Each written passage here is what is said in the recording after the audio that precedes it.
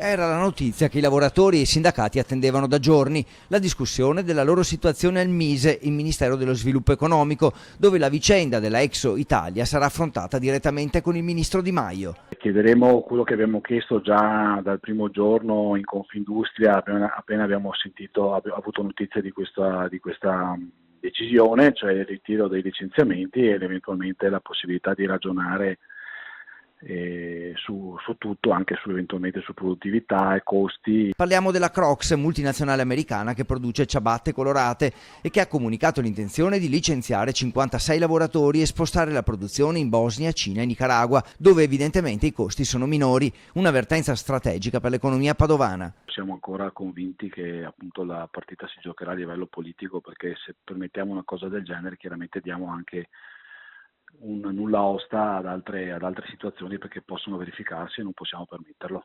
Alla richiesta di ritirare i licenziamenti, avanzata anche dalla Regione, e al conseguente rifiuto, i lavoratori hanno presidiato lo stabilimento giorno e notte. Qui la crisi non c'entra. Questa azienda in questo momento sta andando bene, ha dei margini operativi di tutto rispetto e se ne va via senza una motivazione plausibile.